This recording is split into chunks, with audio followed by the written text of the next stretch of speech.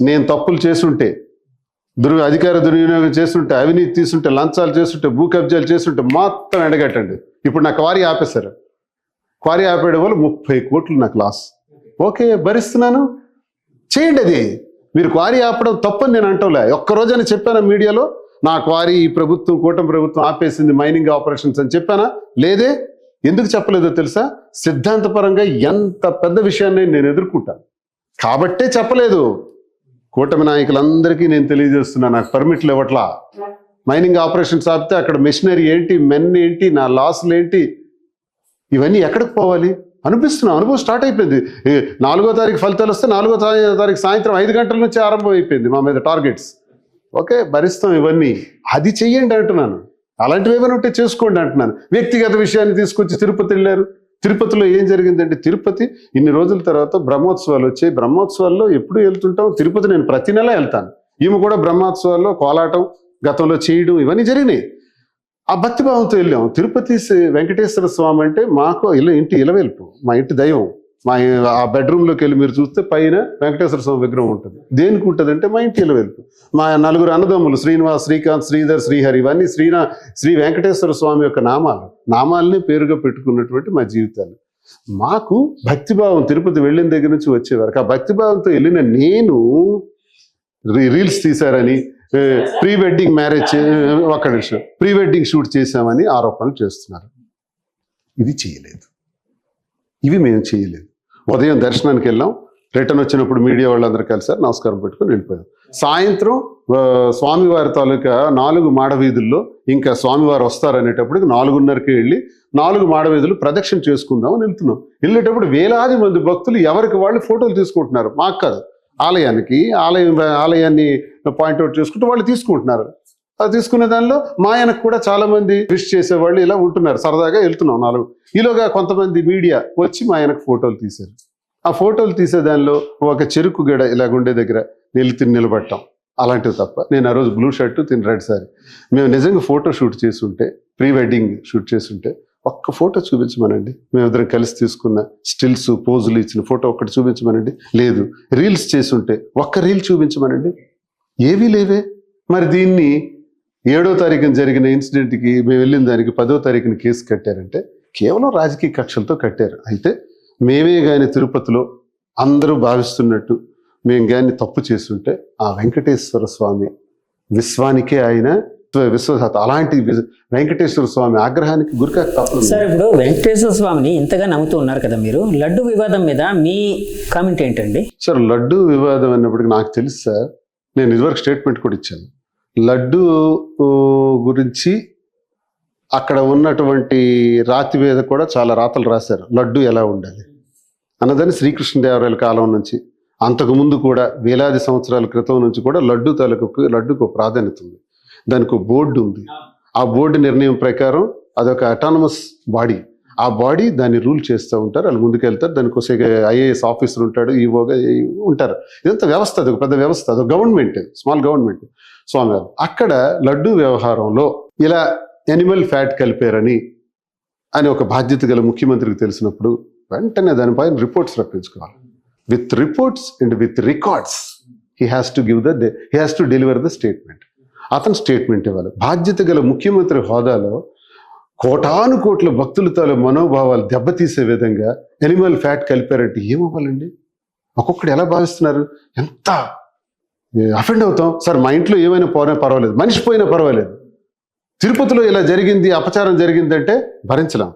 అలాంటి పరిస్థితి ఆయన నోటి నుంచి రావటం, చాలా ముఖ్యమంత్రి గారి నోటి వెంబడి రావటం చాలా ఏంటి ఇంత అనుకున్నాం. ఒక రకంగా నిజంగా జరిగిందా? ఒకవేళ నిజంగా జరిగితే జరుగుంటే ఎవరైతే చేశారో వాళ్ళకి కఠినమైన శిక్షలు పడాలి. కఠినమైన శిక్ష కాదు సార్, రక్తం కక్కుని చేస్తాం. నిజంగా జరిగితే ఒక హిందువుగా, స్వామి భక్తుడిగా నేను చెప్తున్నాను, ఇది మహాపాపం. కానీ అప్పటి చైర్మన్ సుబ్బారెడ్డి గారు దానికి తీవ్రంగా ప్రతిస్పందించారు. తర్వాత వచ్చిన కరుణానిధి గారు నా కుటుంబంతో సహా సర్వనాశనం అయిపోతానన్నారు. సుబ్బారెడ్డి గారు ఆవును చూసుకుని బయటికి వెళ్ళే మనిషి, 45 సార్లు అయ్యప్ప స్వామి మాలేసినటువంటి భక్తుడు. అలాంటి వాళ్ళు అంత క్లియర్గా చెప్పినప్పుడు, ముఖ్యమంత్రి గారు ఆరోపణ చేసినప్పుడు రుజువులతో రావాలి. అందుకే సుప్రీంకోర్టు చెప్పింది, డోంట్ ప్లే పొలిటికల్ డ్రామాస్ ఆడొద్దు. దేవుణ్ణి రాజకీయాల్లోకి తీసుకురావద్దు అని ఒక కండిషన్ ఇచ్చి ఇప్పుడు మనం లడ్డు గురించి మాట్లాడడానికి లేదు.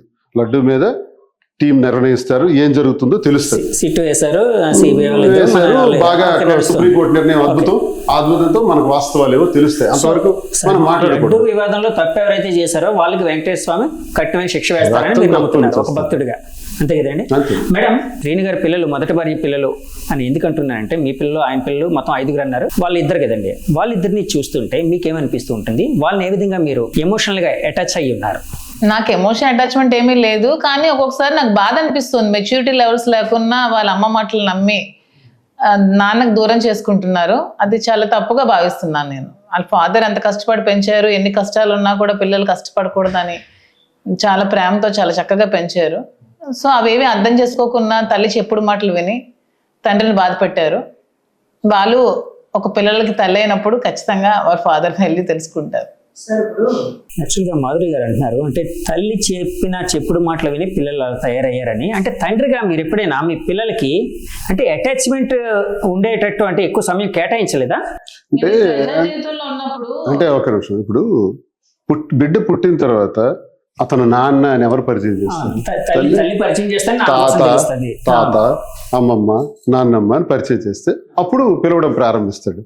కానీ ఆ పిల్లాడికి చిన్న వయసు నుంచే ఇతను దొంగ, ఇతను మంచోడు కాడు, నేను కోటీశ్వరాల్ని, నేను ఆస్తిపరురాల్ని, మీ నాన్నకేమీ లేదు, మీ నాన్న లుంగీ షర్ట్ గాడు, మీ నాన్న వల్ల మనకేమీ ఉండదు, ఇలాంటి మాటలు నూరు పోస్తుంటే మీకు వాళ్ళ మాటల ద్వారా కొన్ని వాస్తవాలు అర్థమవుతుంటాయి. మా అమ్మకి నాన్నమ్మ అనరు, వాళ్ళమ్మ అంటారు. మా తమ్ముడికి చిన్నాన్నగారు అని అనరు, వాళ్ళ తమ్ముడు అంటారు. ఈ మాటలు ఎక్కడి నుంచి వచ్చాయంటే వాణి కూడా అదే వెర్షన్ మాట్లాడుతుంది, వాళ్ళమ్మ వాళ్ళ తమ్ముడు అని. పాపం తెలియదు వీళ్ళకి, అదే భాష వచ్చేసింది. పిల్లలు మంచివాళ్ళే, పిల్లలు మనసుల్లో భావాల్ని ఆ రకంగా ఇంజెక్ట్ చేసి మీ బంధువుల నుంచి డిస్టెన్స్ అనేది పెరిగేటట్టు చేశారంటారు పిల్లలకి. నేను ఎప్పుడు నా పరిస్థితి ఏంటంటే సార్, ఉదయం 7కు 8కు బయటకు పోతే మళ్ళీ రాత్రి 9కు 10కు రావటం. ఇది దైనందిన జీవితం. ఇంట్లో ఒకటి న్యూసెన్స్ వల్ల, ఈ గొడవల వల్ల ఎక్కువ కాలం బయట గడిపేవాడిని. ఒకవేళ ఇంటికి వచ్చేసిన మేడ మీదకో బయటను కూర్చోవడం చైరేసుకొని ఇంటి లోపల ఉండేవాడిని కాదు, బయట. ఇంట్లో ఏం జరుగుతుందో నాకు ఏం తెలుసు. ఒక సిచ్యువేషన్ వచ్చేటప్పటికి వాళ్ళ మాటలు చూస్తే నాకు బాధేసింది. భయం, ఆందోళన ఇవన్నీ కూడా నాకు కలిగిస్తున్నాయి. ఏంటి ఇలా? వాళ్ళకి మహాభారతం, రామాయణం అన్నింటి గురించి కూడా విశదీకరించి చెప్పాను, చదివి వినిపించాను. పిల్లలు ఈ మధ్య ఏమైనా కలిసారా సార్? లేదు, 2 సంవత్సరాలు ఫోన్లో ఏముండదు. వాళ్ళకి ఏదైనా అవసరం ఉంటే మెసేజ్ పెడతారు, మెసేజ్ పెడితే ఇమీడియట్ గా డబ్బులు. అలా ఇప్పుడు కూడా పెడుతున్నారా? ఇప్పటికి కూడా వాళ్ళకి ఏదైనా అవసరం ఉంటే 2 లక్షలు పంపించండి, 1 లక్ష రూపాయలు పంపించండి అంటారు, వేస్తాను. తండ్రిగా మీ బాధ్యత నిర్వర్తించాలి. మేడం, ఇప్పుడు మీ పిల్లలు ఉన్నారు అంటే యాక్చువల్ గా వ్యక్తిగత జీవితం కోసం ఎక్కువగా లోతుగా వెళ్ళడం నాకు ఇబ్బందికరంగానే ఉంది. కానీ ఇప్పుడు మీరు ప్రజా జీవితంలో ఉన్నారు, ప్రజలు అందరూ మీకోసం మాట్లాడుకుంటున్నారు కాబట్టి అడుగుతున్నాను. మిమ్మల్ని ఇబ్బంది పెట్టాలని అంటే అలాంటి కోరిక నాకు లేదండి. సో ఇప్పుడు మీ పిల్లల కోసం చెప్పాలి అంటే ఏం చదువుకుంటున్నారు, వాళ్ళు ఇప్పుడు జరిగిన పరిణామాలని ఏ విధంగా చూస్తూ ఉన్నారు? నా పిల్లలు ఇంకా 9th క్లాస్, 9 years 10 years పిల్లలు అండి. 5th క్లాస్ 6th క్లాస్ చదువుకుంటున్నారు. వాళ్ళకి నేను పడిన బాధలు, నేను పడిన కష్టాలు, నేను ఎటువంటి సిచ్యువేషన్స్ ఫేస్ చేశాను, ఏ ఫేజ్ దాటుకుని ఎలా వచ్చానో అన్నీ తెలుసు, అన్ని దగ్గరని చూశారు. సో పిల్లలు నన్ను తల్లిగా అర్థం చేస్తున్నారు, నా బాధ ఏంటో తెలుసుకొని నాకు సపోర్ట్ చేస్తున్నారు. సో వాళ్ళని నేనే చూసుకుంటున్నాను. ఎప్పటికీ ఇంకా బాగా చూసుకొని వాళ్ళకి ఉన్నత చదువులు చదివించి ఉన్నత స్థాయికి తీసుకెళ్తాను. దానికి నాకు శ్రీనివాస్ గారు కూడా సపోర్ట్ గా ఉంటారని నేను నమ్ముతున్నాను. ఏం చేద్దాం అనుకుంటున్నారు పిల్లలు? నేను ఏం చేద్దాం అనుకోని కాదు, నా ఉద్దేశం ఏంటంటే తల్లిదండ్రులు పిల్లలు పుట్టగానే పలానాడు ఇంజనీర్ ఇలాగనే సరదాగా అనుకుంటూ ఉంటారు కదా, అలాగే మీ పిల్లల కోసం? అలా లేదు, కానీ రెండో పాప స్పోర్ట్స్ లో ఫస్ట్, తన కరాటేలో కూడా గోల్డ్ మెడల్ ఛాంపియన్. రెండో పాప మొన్న నేషనల్స్ లో కూడా గోల్డ్ మెడల్ వచ్చింది. తనకి ఐపీఎస్ ఆఫీసర్ అవ్వాలని తన కోరిక. పెద్ద పాప అంటే తనకు కొంచెం మోడలింగ్ ఇలాంటి ఇంట్రెస్ట్ ఉంది. ఇంకా చిన్న పాప చిన్నది ఇంకేమో తెలియదు తన ఆలోచన. పెద్ద పాప మోడలింగ్ ఇంట్రెస్ట్ ఉందని అన్నారు కదా, ఇప్పుడు ఎలాగ మీరు ప్రొడ్యూసర్ గా కూడా మారారు, ఆయన పెట్టి తీశారు, శ్రీని గారిని పెట్టి సినిమా, ఇంకోటి కూడా ప్లాన్ చేస్తున్నారని విన్నాను నేను. సో పాపను కూడా అలాగే ఏమైనా ఆర్టిస్ట్ గా ఇంట్రడ్యూస్? అలా ఏం నాకు ఆలోచనలు ఏమీ లేవండి. పిల్లల్ని కలడం వరకే మన బాధ్యత. వాళ్ళ తలరాతల్ని మనం కలలేం. ఎవరో తీస్తామని వస్తున్నారు, ప్రొడ్యూసర్స్ డైరెక్టర్స్ వాళ్ళు వస్తున్నారు. సార్ ఇప్పుడు యాక్చువల్గా సినిమా వాళ్ళు ఎప్పుడు చాలా కమర్షియల్గా ఉంటారు, ఎందుకంటే నేను కూడా సినిమా వాడినే కాబట్టి నేను చెప్తూ ఉన్నాను, చాలా కమర్షియల్గా ఆలోచిస్తాను. సో మీ కథలో రకరకాల మలుపులు ఉన్నాయి, కావాల్సిన ఎమోషన్ ఉంది, ట్విస్టులు ఉన్నాయి, కావాల్సిన మాస్ మసాలా అంతా ఉంది. సో మాలాంటి వాళ్ళందరూ వస్తున్నారు మీ దగ్గరికి, సినిమా తీద్దాం అని. మన ఆర్జీవి గారు ఏమైనా అప్రోచ్ అయ్యారా మీకు? లేదు, ఎవరో కేరళ నుంచి నిన్న వచ్చారు, హైదరాబాద్లో మాకు కలిశారు. తమిళనాడు టీం కూడా ఒకరు కలిశారు, హాజరై మాకు ఒకసారి మీ స్టోరీ అంతా మొదటి నుంచి చెప్తే రాసుకుంటామండి, కథ తయారు చేసుకుంటాం, తర్వాత మీకు స్క్రిప్ట్ ఇస్తాం, దానిలో ఏమైనా మార్పులు ఉంటే చెప్పండి, ఆ తర్వాత సినిమా ప్రొడక్షన్ షూటింగ్కి వెళ్ళిపోతాం అని చెప్పుకొచ్చారు. నేను చెప్పాను వాళ్ళకి జరిగిందంతా కూడా, అన్ని ఈక్వేషన్స్ చెప్పడం జరిగింది. ఇంక వాళ్ళు ఒక దశలో మీరిద్దరే నటించాలి అని ఒక ప్రొడ్యూసర్ అన్నారు. ఇంకొక ప్రొడ్యూసర్ మరి కొంతమంది యాక్టర్స్ని యాడ్ చేసుకుని ఏదో చేస్తామని చెప్పారు. మరి ఎవరు ఏం చేస్తారో తెలియదు.